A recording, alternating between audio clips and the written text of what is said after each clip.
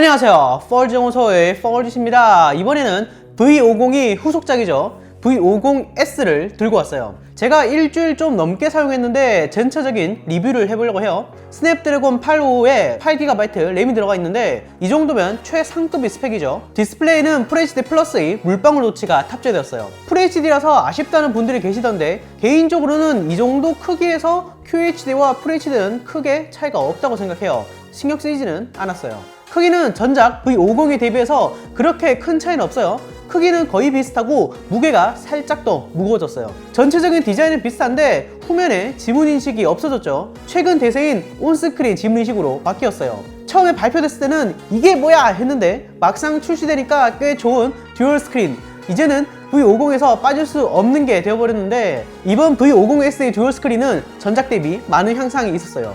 기존 V50은 이렇게 0도, 104도, 180도 밖에 못 폈는데 이제 이 V50S는 자유롭게 각을 설정할 수 있어요.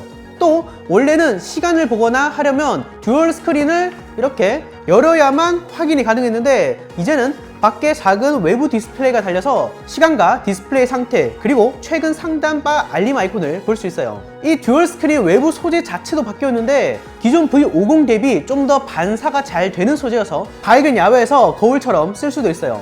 뒷판 재질도 조금 바뀌었는데 가죽 스타일이라고는 하지만 그냥 플라스틱 케이스에 엠보싱을 좀 넣은 듯 했어요. 그리고 가장 큰 차이죠. 듀얼 스크린을 연결하는 방식인데 기존 V50은 포고핀을 통해서 전원만 공급받고 무선으로 화면이 송수신되었는데 V50S는 C타입을 이용해서 유선으로 화면을 송수신해요. 그래서 듀얼 스크린을 빼고 꽂을 때 조금 주의가 필요로 합니다. 꽂을 때 딱 하고 맞게 넣어야 되는데 듀얼 스크린 자체에 C타입이 있으니까 조금 부러질 수도 있지 않을까 하는 생각이 들더라고요. 그러면 듀얼 스크린을 장착한 상태에서 충전을 어떻게 하냐? 하단에 포고핀이 있어요. 포고핀에 C타입으로 이어지는 이런 어댑터를 끼워줍니다. 이 어댑터를 여기에 딱 끼워줘서 충전을 할 수 있는 거예요. 근데 이거 생각보다 자성이 강하긴 하더라고요.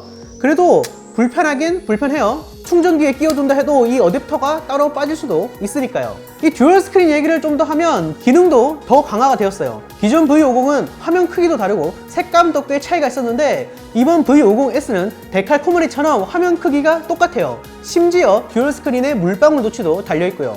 색감도 좀 더 비슷하게 맞춰놨는데 그래도 아주 조금은 다르더라고요.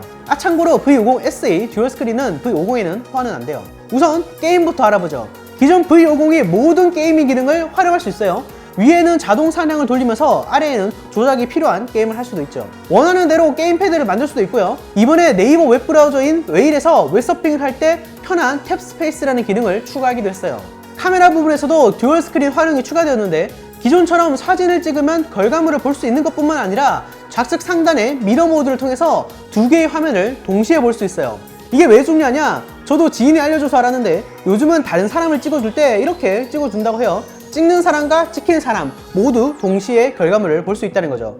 이거는 의외로 꽤 잘 활용이 될 것 같아요. 카메라 얘기가 나왔으니까 계속 말씀드리면 V50S는 후면에 1200만 화소의 일반각 카메라, 1300만 화소의 광각 카메라가 탑재되어 있어요. 그런데 지난 V50 같은 경우에는 망원, 일반, 광각으로 3개였죠. 그런데 이번 V50S에 망원이 빠졌어요. 뿐만 아니라 카메라 스펙 자체도 하락되어서 사진의 퀄리티가 많이 아쉬워요.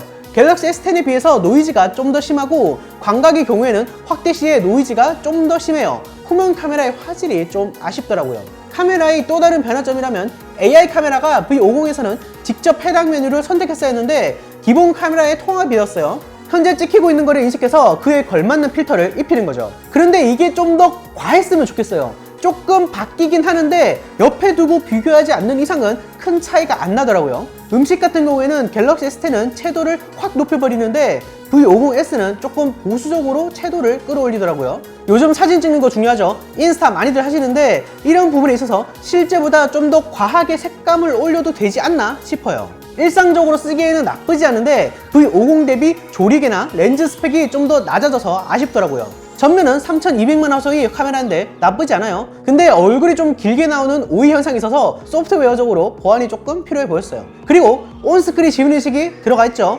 화면이 손가락을 대는 것만으로 잠금이 풀려요. 그런데 광학식인데도 불구하고 풀리는 속도가 조금 느린 감이 있었어요. 이 부분은 업데이트가 좀 필요해 보였습니다. 잠금 방식 중에서 안면 인식도 빠졌더라고요. 그리고 UI가 안드로이드 원 UI 스타일로 바뀌었는데 상당히 직관적이고 기존보다 훨씬 좋아졌어요. 스타일을 어둡게 해주는 야간 모드도 추가되었고요. 최적화도 나쁘지 않더라고요. LG 스마트폰에 이제 없으면 아쉬운 쿼드 DAC 또한 여전히 들어가 있고요. 좌우측에 각각 1.2W 스테레오 스피커가 탑재되어 있어서 사운드도 굉장히 만족스러워요. 배터리 같은 경우에는 기존 V50과 비슷해요. 그런데 듀얼 스크린이 유선 방식으로 바뀌어서 기존에는 듀얼 스크린 사용 시에 배터리가 2배 더 빨리 닳았거든요. 그런데 이제는 1.5배 정도 빨리 닳아요. 확실히 개선된 부분이죠. 전체적으로 V50 SE 최적화도 괜찮고 스냅드래곤 85에 8GB 램으로 현존 최고의 스펙을 갖추고 있죠. 무거운 게임 2개를 돌려도 성능적으로 전혀 아쉬움이 느껴지지 않았어요. 듀얼 스크린의 경험도 많이 개선되었고 완성도도 한층 더 높아졌어요. 단 하나 아쉬운 게 있다면 카메라예요. 굳이 망원 카메라를 빼야 할 이유가 있었는지, 또 굳이 렌즈 스펙을 떨어뜨릴 필요가 있었는지 궁금하더라고요. 그래도 V50S는 전체적으로 굉장히 재미있고 완성도가 한층 더 높아진 재미있는 스마트폰이라고 할 수 있을 것 같아요. 자, 영상 봐주셔서 감사하고요. 여러분의 생각을 댓글에 남겨주세요. 좋아요와 구독도 잊지 마시고요. 다시 봅시다.